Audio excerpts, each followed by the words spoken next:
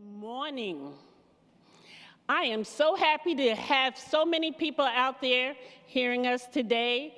This is the 2022 Business Attraction Summit for the UVI Research and Technology Park.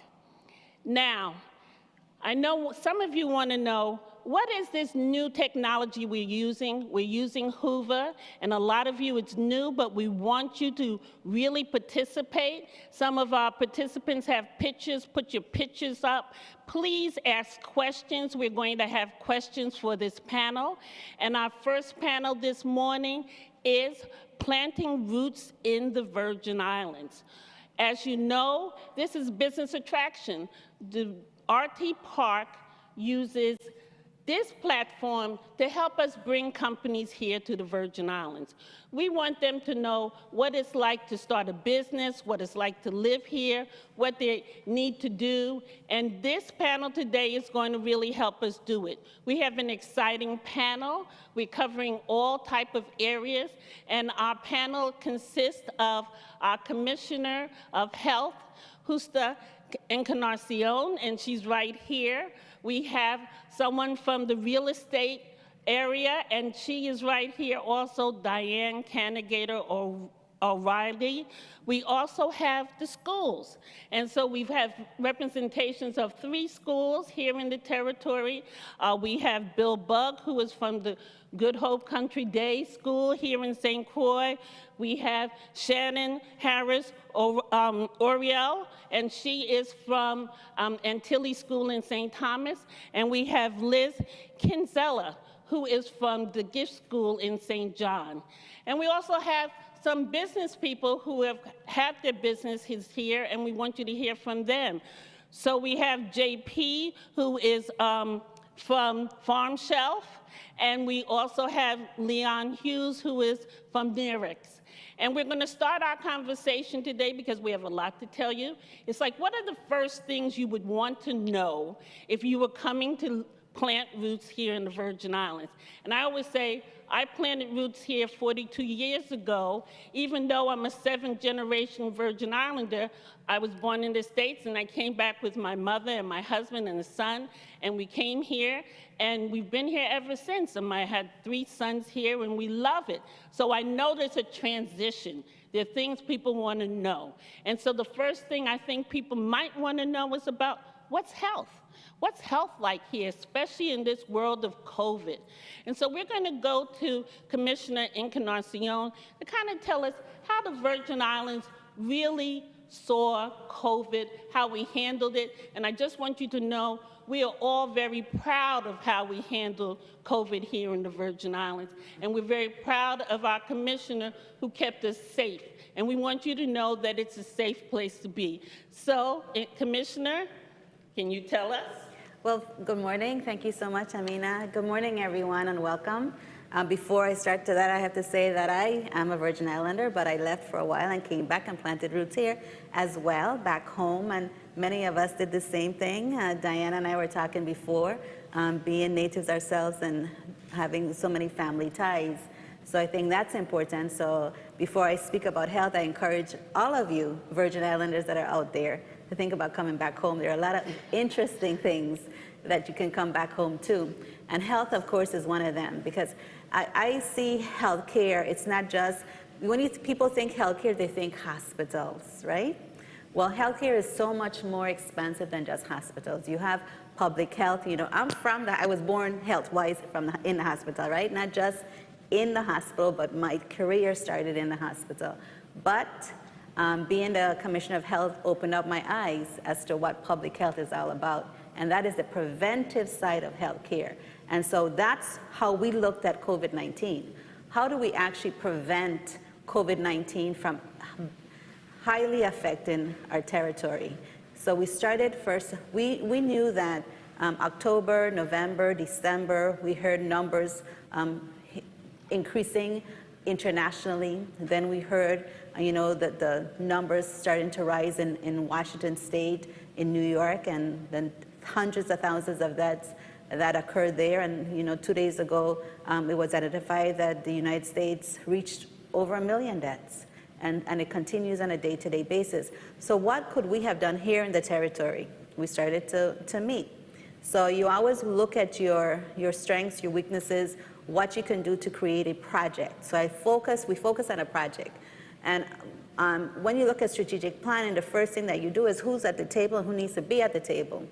So I called Daryl Jashin, who has been a true partner. He is the director of VITEMA, the Virgin Islands Territory Emergency Management Agency. And I said, who should we have at the table? And the first question is, how is COVID going to enter our territory? And it is through the borders, correct? Right. So we started daily meetings at first with our partners. And we had everyone that was responsible for border entry on that call. That would have been tourism, VIPA. We could go on and on. So everyone was at the table and everybody responded. And so we gathered together and we started to work on that. How do we protect our borders? What do we need to do? Dr. Ellis and grant funding allowed us to begin looking at contact tracing from an electronic standpoint. But and of course, tourism, Commissioner Bisciotti helped with that. Alani and his staff were tremendous. It continued to be tremendous. So the Department of Health was successful because we engaged everyone else to help us with this. And it didn't just take just that. Fire was a big part of that because I think we adopted an assistant director in the mix for that. So he's been there, he's still here with us, he's chaired some of our meetings. Can we please have him? So we pull and tug at everyone, but we never had a no for an answer. Watson Harris, who is our Director of Environmental Health, he linked with VIPD and our task force was developed. VIPD led our task force, but Environmental Health was there. My Office of the Commissioner, we actually have T-shirts and says OTC. Walking down the street and someone, what's OTC? Because we actually made it a grassroots event. So we actually were out on the streets. We were in the projects. We were speaking to people from, waving to them and speaking to them 2 and 3 stories above, letting them know exactly what's going on. And Dr. Hunt Caesar, our medical director, she was at the table. We're all at the table with national counterparts. Dr. Ellis speaks to her epidemiology group. Dr. Hunt Caesar speaks to infection disease because she's not just a medical director. She's the only infectious disease expert we have within the territory. And so to have her there, by the way, I kind of pulled her away from someone, but she was glad to help because we were in a pandemic, first in over 100 years. So we got her, we asked to have her for a short period of time, and then we actually got her full time, and she remains with us. And she's also the first dean of medicine, so Dr. Hall and I have that, pull and tug, but I think that she's going to make an awesome dean of the School of Medicine. But she continues to work. We have an opportunity on a monthly basis, sometimes a weekly basis, to speak with the Director of Health and Human Services. We speak with the Director of CDC on an ongoing basis as we meet with the Association of State and Territory Health Officials. It's all about going back. It's all about being at the table, about raising your hand and advocating for the United States Virgin Islands because this is us, this is who we are, and we cannot be quiet. And so we got vaccinations the same day that everybody else got vaccinations. And we continue to get every medical countermeasure that there is available. We've been able to accept and manage. Right now, the latest countermeasure that we're working on is called the Test to Treat program. So the minute that you are tested and you are positive, we have pharmacies, we have providers, medical providers, both emergency rooms, the Bureau of Correction have access to Test to Treat. So even though we know our numbers may be a little high, right now we're over 1,000, and I think it's okay to say, and the reason why, because everybody needs to know where we are and how to protect yourself. So with the Test to Treat program, you may be positive if you're over 50, if you're immunocompromised, if you have several comorbidities. We will contact you. We will make sure that you have a prescription for antiviral. It's a 5-day course, and we've been very successful in getting that medication to the individuals who need it in a proper. So it's really and truly linking, communicating, networking, and having fun. And that might sound funny and might sound odd, but I'm a big believer that you have to do what you have to do with vigor, with energy, and you have to have fun doing it and building the right team, and I have an awesome team. Awesome. Thank you, and you do have an awesome team, and if you're coming here to live, you'll find out about that team. I think if you talk to people when you come to visit, you must say that we all felt safe during that time, and it's a safe place to be. Thank you so much, Commissioner. Oh, it's my pleasure. So, okay, you know about health now, but you're going to move here and, relocating. What is it like to buy a house? What is it like to, what's the market like? And so we're going to talk to Diane Canagator O'Reilly, who is from RE/MAX here in St. Croix. And yes, we have RE/MAX and a number of other, a lot of realtors here. And we're going to find out, Diane, what's the client need to look at and when they're coming for, looking for a house, or even to look for where to put their business? Yeah. Well, good morning, Amina. And first I want to just congratulate Commissioner and Cornerstone for doing such an amazing job in keeping our island safe. Islands.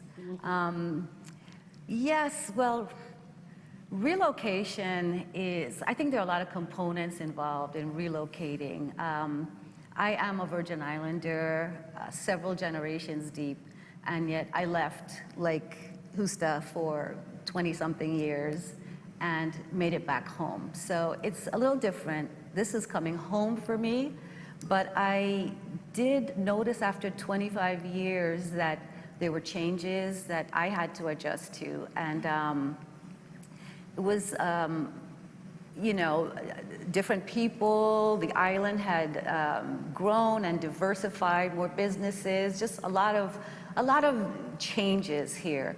But I think the one thing I realized in coming back was there were some things that were just constant, and that is, first of all, the beauty of these Virgin Islands.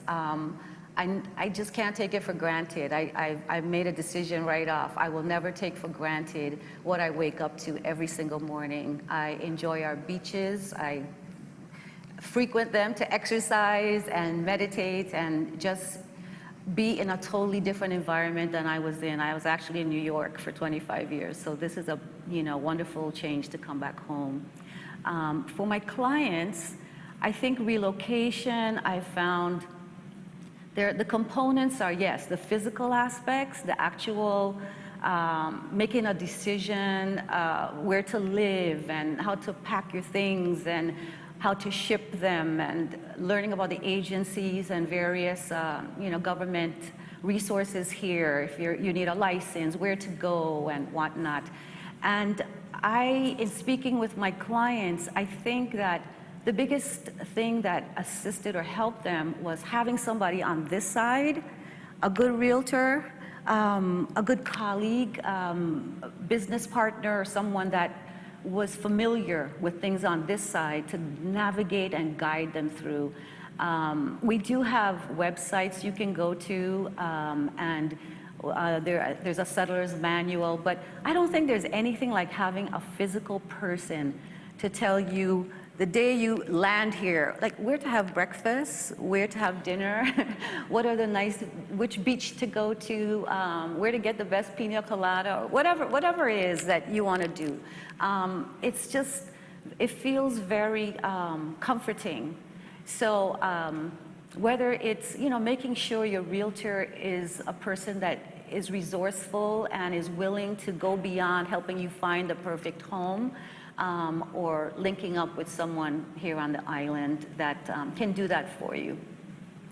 As far as what's happening in real estate at this time, I actually jotted down a quote that I found online at the Global Property Guide site.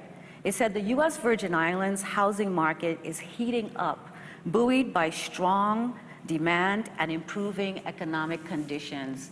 And I have certainly found that to be true.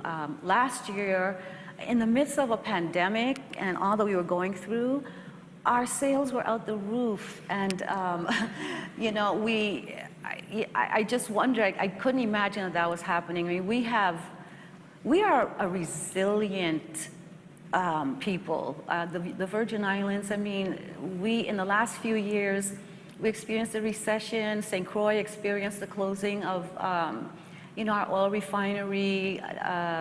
We had Cat 5 hurricanes, and yet we just rose above all of it. As a matter of fact, the phrase was coined VI strong as a result. We are resilient, and you will find that in moving here. A very strong people, and our economy has survived and risen above, or is rising above, all of those challenges, and we're seeing it in the housing market. I think, in my opinion, eyes are on the Virgin Islands, and I can't quite explain all the dynamics of that. I would have to be, you know, sociologist, psychologist, whatever, but eyes are definitely on the VI, and people are coming here, and you know, it has definitely been challenging with our inventory moving very fast. We do have inventory, we have housing, but condos, houses, they come on the market and they leave the market very quickly. So I would say for anyone coming here, if you're searching the MLS, you've got to make decisions. If you see something you love, you move on it, because it's not going to be there very long. What else can I say? Well, I have a question. Is it the same, like, so when a person comes here, they're going to find the same way closings are going to be just like it is in the States? Sometimes people think that they're coming here and it's going to be a different system, but it's really the same system you have stateside. Yeah, it's basically the same system. I think one major difference is we don't close with title companies. We do close with attorneys here, and we have some excellent real estate attorneys that, you know, we can refer to you. The process, in all honesty, especially from the pandemic, has been a little longer than it is in the States. I mean, in the States, I've heard you can close in 30 days. Here, we're running like 60 days and upward of that. So it is important to understand that, especially if you are negotiating a move and you have a rental while you're waiting for your things to be shipped here. It does take a little bit longer, and that's something to really discuss up front with your realtor and attorney. Mm-hmm. Well, thank you, Diane, and I hope that you know that you could contact any of these realtors here on the island if you're really interested in looking, and we usually might tell people who to go to or give them some information on finding a realtor. So, okay, you now know about relocating and finding a house, and you're saying, oh, I've got kids. What schools like in the Virgin Islands? What kind of schools do they have? What opportunities can I give my children? And so we're going to talk to some of the schools, and we're going to start with St. John, because we have someone from St. John here. And Liz, can you tell us about your school? Absolutely. Good morning, and really thank you for having us representing St. John and Gift Hill School. It's a real pleasure to be included as the smallest of the three islands. I think what I would say first is, well, first, unlike the two previous speakers, I am someone who relocated here from growing up in the States. So I was not a born Virgin Islander. I've been here with my family for 16 years and put down roots very definitely. And I think that what resonated for me about what both of you talked about is in each of our spheres, the thing that really stands out about the Virgin Islands is the community. It is the feeling of family, the feeling of connectedness. When people are working with you, whether it's about health or about housing, they're taking care of you as they would their family members. And that's also true in education. I think, and I think you'll hear this probably from my colleagues as well, for me, and I'm the parent of school-aged children as well, the thing that really sets education in the Virgin Islands apart, and I think is a real plus to relocating here, is that the education is so personalized, that the schools are so family-oriented. And as an independent school on St. John, we are able to serve toddlers through 12th graders all in one, one continuous school experience. We are delightfully autonomous, and that has allowed us to make the most of where we are.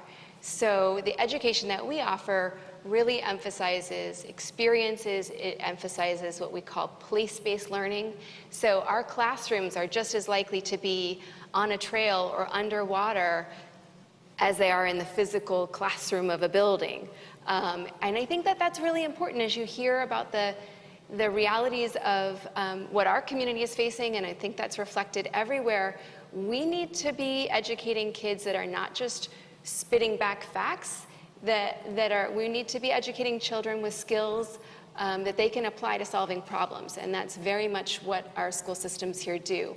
We prepare students for the most competitive college experience, technical schools, or to go straight into the workplace with a lot of common sense and applicable experiences that they can bring to whatever they decide to pursue post-high school. So that is, for me, the kind of education that we have here is a huge part of why my family has rooted here and why we will be staying here.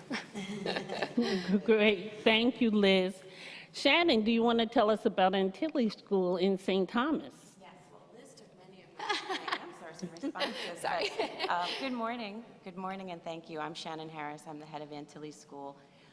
We also have toddlers through 12th grade. We're located on St. Thomas.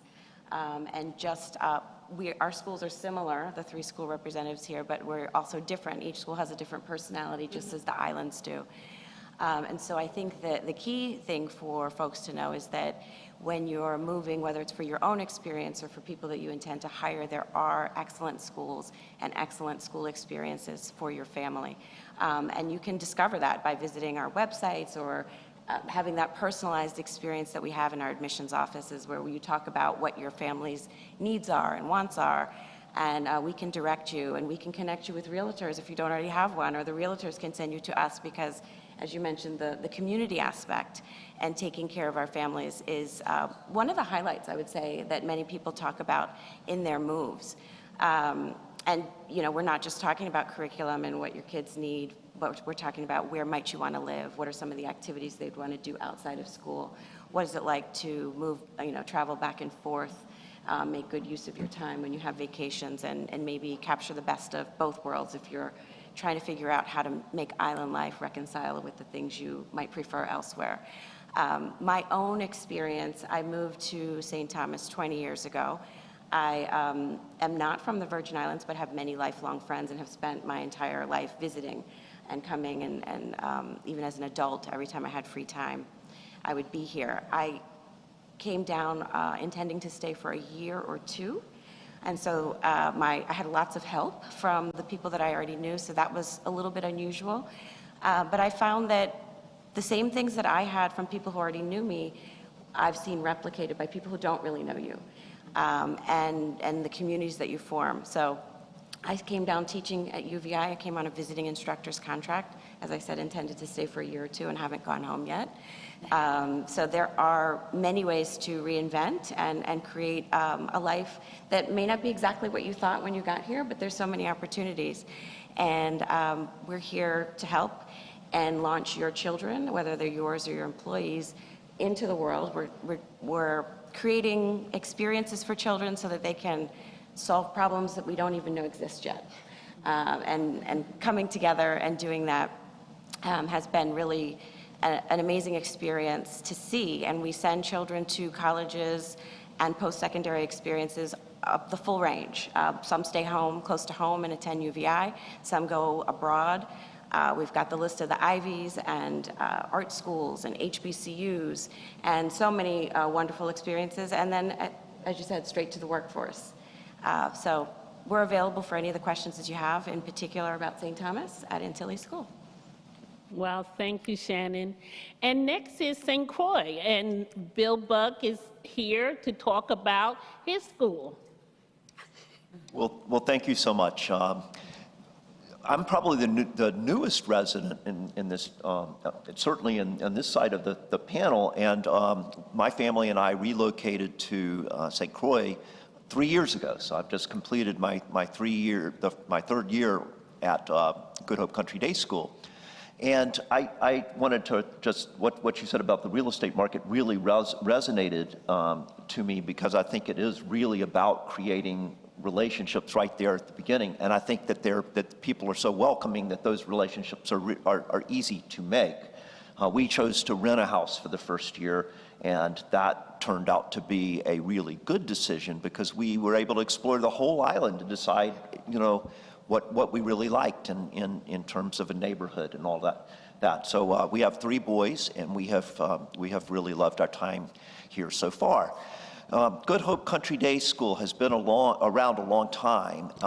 It is actually the coming together of 2 schools about 8 years ago, and we have about 300 students in nursery through 12th grade. There are a lot of educational options on St. Croix, as there are on St. Thomas and St. John, and we are one of the options. We're an independent school. We focus on college prep, but like everybody, we have kids who choose a number of different walks of life.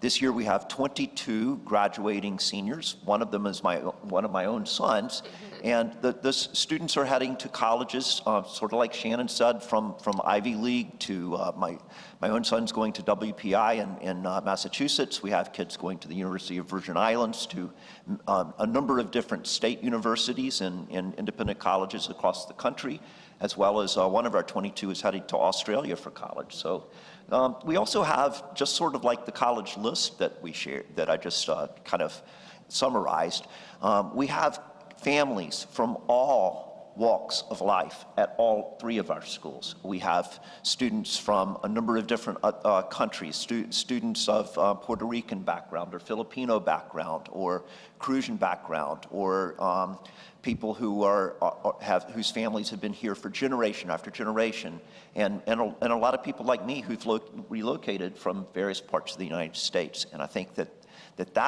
is that diversity of that coming together of people from all over builds really strong bonds between students, and that goes on into their adult life, so that when you meet people around St. Croix, and many of them graduated from Good Hope School or Country Day School, the 2 schools that came together, they're lifelong friendships that have been made from our graduates. Our schools, sort of like both Antilles and Good Hope and Gift Hill School, are both really taking advantage of the island itself and its resources and its people. We're like a little microcosm of the whole world. St. Croix is 84 square miles. We are working hard to integrate our school with the island as a whole, looking at from our motto, which we approved about 3 years ago, which is, the island is our classroom, the world is our responsibility, which basically directs us into a service mindset, such that we can make a difference here on the island and across the world, but also it sets us on a career mindset, so we understand medicine, we understand government, we understand education, tourism, all the businesses, small and large, that are present here. So getting the kids out into those areas to see it. And then, of course, just the beauty of the island and the marine biology and sciences here, the NASA installation of part of the big telescope. All of those things are accessible to the people of our island and our school. Thank you so much, Bill. And schools are important. Of course, we have our public schools here and parochial schools also. And there are a number of schools that you will be able to find for your children if you're relocating. Now I'm going to talk to some business people who have relocated. One of them is JP, who is comes from Farm Shelf, a company that we've just brought into the RTPark, and we're really excited about his company, and we want you to tell us a little bit about your experience, especially because you have an interesting story. Thanks. I don't know how interesting, but I'm a longtime New Yorker, but regular visitor to St. Croix for probably 30 years. And one thing I'll say is that you come down here for the sun and the sea and, the adventure, but it's really about the people. There's a community here. The people are so nice and genuine, and that's really what draws you down here. So, yeah, my wife and I have 2 young kids that go to the Good Hope Country Day School, and we looked at each other during the pandemic, and we said, man, New York City's not a real fun place to be right now, and I think St. Croix might be better, and we think we have a better chance of our kids being in school full-time and in person, and we made the move. We just did it. We relocated. We weren't drawn for the RTPark specifically. We kind of went a little backwards, I guess, in that sense. My company, Farm Shelf, make it easy to grow your own food. We build a refrigerator-sized vertical farm. It's very beautiful. We ship seed pods, and you can grow, wonderful greens and herbs in a restaurant and a home. And so we got here, and it was a remote world, right? It was a Zoom world, and so I thought, well, I'll work from St. Croix, which is my love, and my kids are having this great experience. And then we met the RTPark and said, wow, there's great advantages, and people are moving to St. Croix in the Virgin Islands for the business advantages. I'm already here, and so this is a great, wonderful business community and welcoming, and they help you with all the resources you need. And it's not as hard as it might seem. Diane was talking about having somebody on the inside help you with moving down here, and having someone on the inside from a business sense makes a big difference. And you've got a whole team of people here at the RTPark, and they're helping you navigate all the licensings of what you need. So it's been wonderful, and I can't say enough about again, the community. It's fun. There's no doubt about that. That's a great thing. The weather is wonderful, and it's just a great lifestyle. And you can work hard and play hard, and it's summer all year long. Which who doesn't like summer, right? It's a great balance of life. It is I can say again as a lifelong New Yorker, it's a little easier. Right? It doesn't mean you're not productive, right, and working hard, but it's a little bit, nicer place to be, I would say. Right. And you get to see people, once you're 1 week here, you know people. And so that's what makes it really easier also. And at the RTPark, we're looking for businesses that really solve problems, and I want you to know Farm Shelf is one of those businesses that we think are going to solve a lot of problems here. So I do want to introduce our next and last panelist. Leon is a good friend of the RTPark. He's a Virgin Islander who decided to relocate his businesses to the Virgin Islands while he goes back and forth all the time. And Nerex is a great business here. For us, he's not only is he have his business here, but we have a program called Vista Plus, and it is, we're recruiting and trying to bring people home and relocating here and coming back here to work because we need you here. But it was Leon who really did the whole website and the whole everything, and he did it for us for free. And so we really appreciate Leon and what he does for the RTPark, but also with him coming home and relocating his business here and bringing his businesses here. So Leon, do you want to tell us a little bit about what that's been like? Good morning, everyone. It's and it wasn't just for the clarity. It wasn't relocated. I born it here. Yeah. So that was one of the biggest things. I wanted to come home and start a business. Fresh paperwork. It's a business born in St. Croix, in the Virgin Islands. It's been heartfelt listening to the panel. I left for the military at that time. I came out of St. Croix Central High School, go Caribs. So and I'm deep generational native son here. But it's always been refreshing to me to see folks come here, find the same love for the Virgin Islands, and end up staying and doing the sort of things. Because it takes a village, it takes a community to build and accomplish our dreams as a one VI.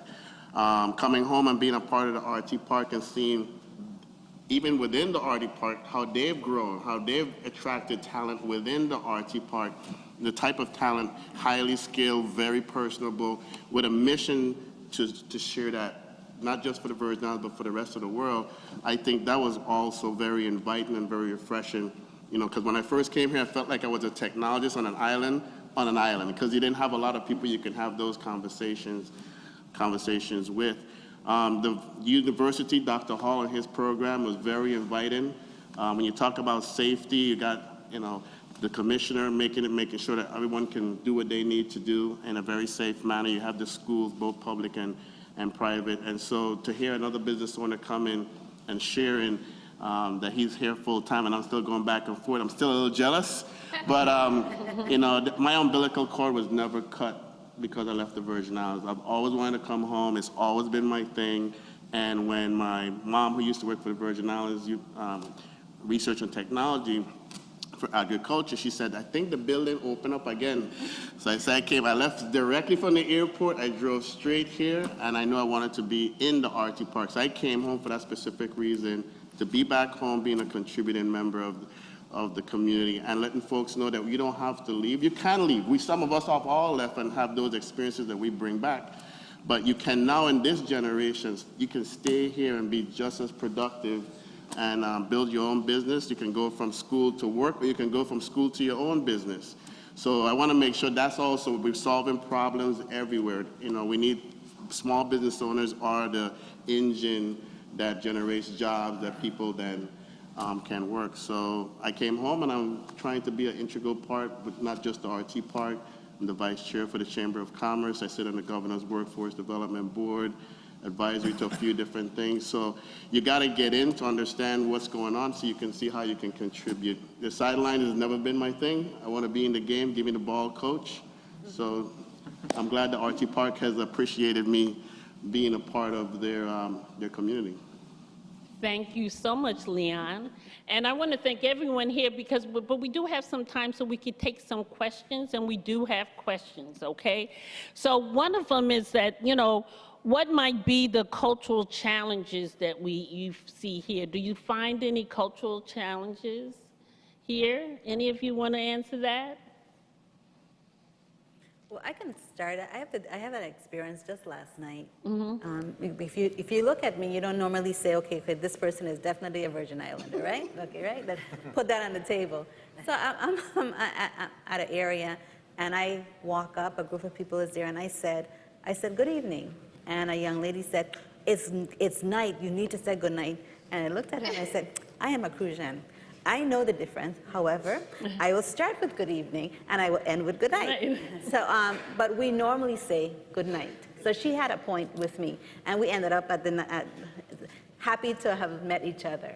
So it was a good encounter, but that is definitely one. How you approach people. Right. And you go walk into a room and you don't say anything, you're in trouble. That's right. And so that's something simple. But I think that our culture actually is a bigger benefit to all of us, and who we are, our food, our dance. We love to dance. We love to have fun. If you listen to Calypso, to Quelbe, you cannot stop moving. And I think that alone pulls people to you.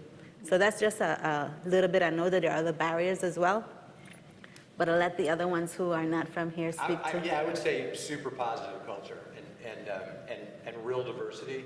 As opposed to sometimes, we went to a school in New York City that sort of like, they kind of forced diversity, but this is, and as you said, it's just, it's America, but it also is international at the same time, right? There's a flair here that, people from all over, and obviously a Crucian and Virgin Islands culture that is, it's dynamic, and you feel like you feel like you're in a different place, right? But also home at the same time. Kind of the combination of stateside and also international at the same time. So it's wonderful.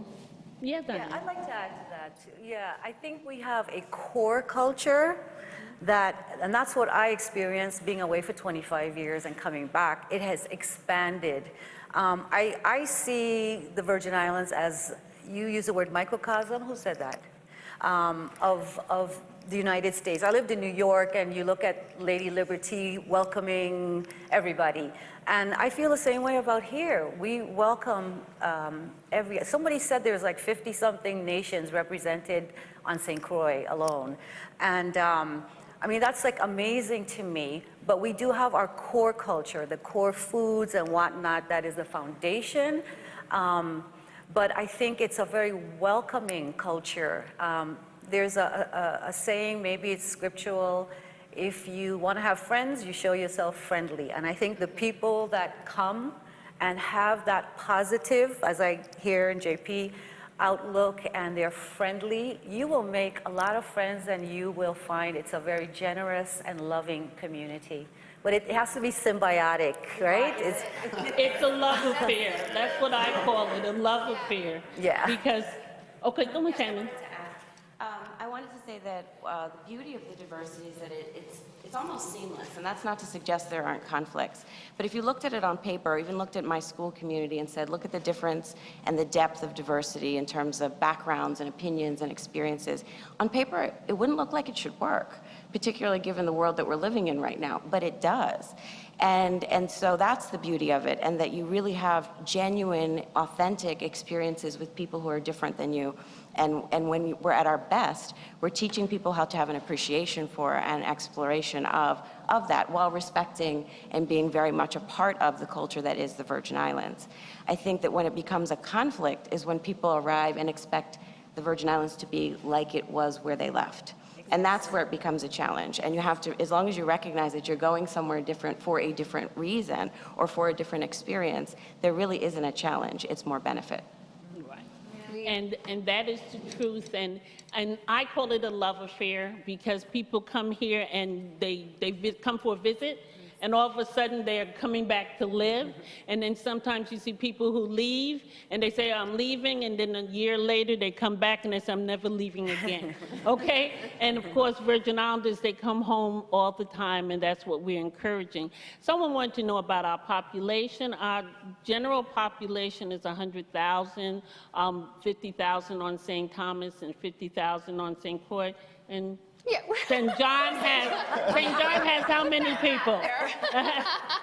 How many people in St. John? We have about 5,000.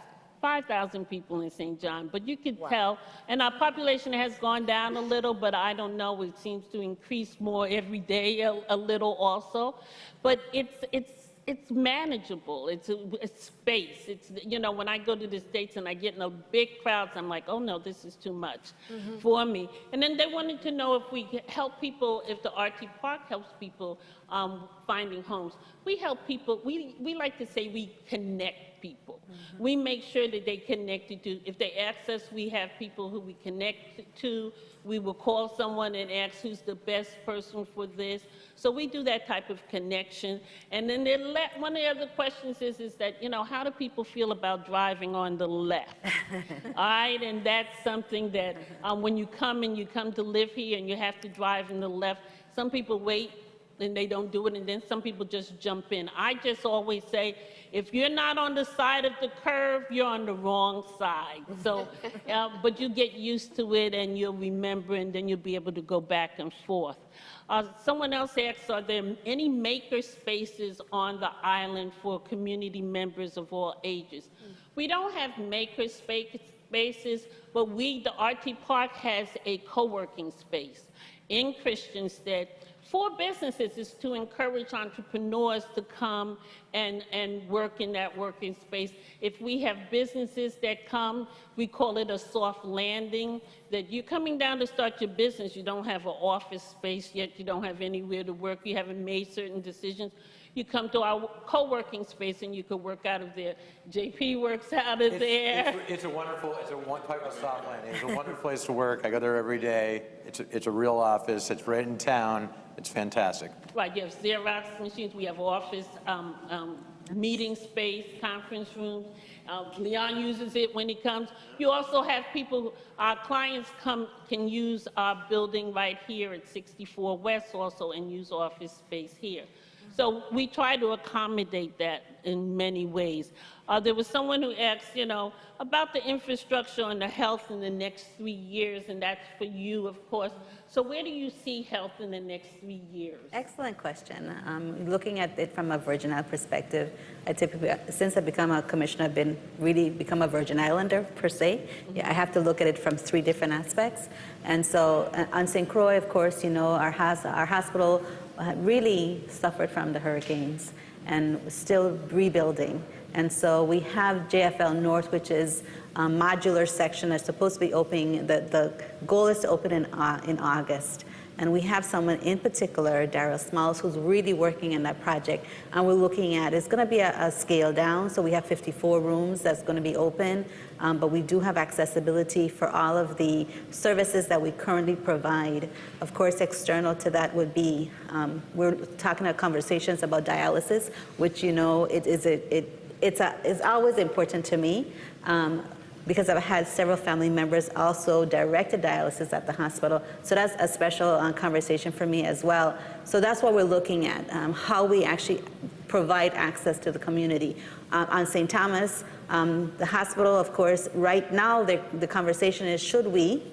Before it was, we're going to renovate, but we're reintroducing the conversation, should we actually rebuild the hospital in St. Thomas, and what is the benefit, a cost-benefit analysis of that? So those conversations are going on. The RLS on St. Thomas was not destroyed as much as JFL and St. Croix, so they were able to renovate and build.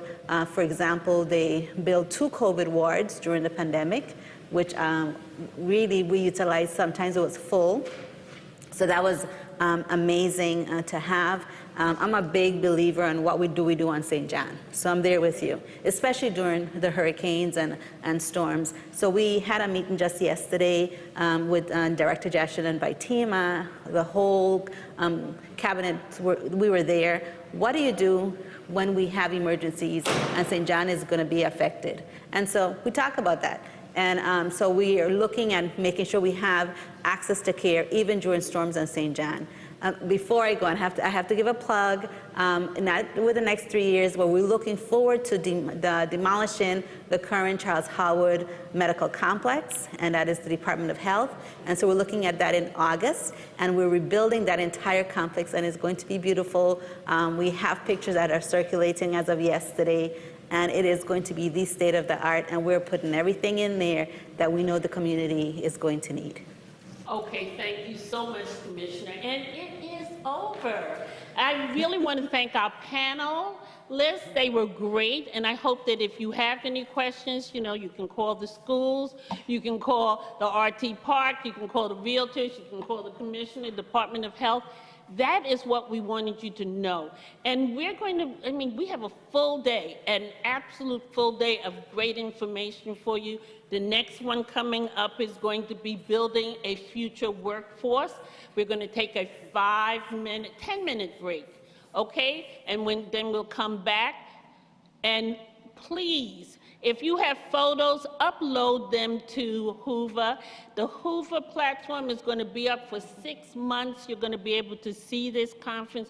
If you want to send somebody to hear about it, you can send it. But we need pictures. It's got, and we're going to be taking pictures and putting them up. So thank everyone for listening and joining us this morning. Thank the panel, and really have a great day, and stay with us. In 10 minutes, we're going to have our next panel, but we're going to take a break right now. So please be patient with us.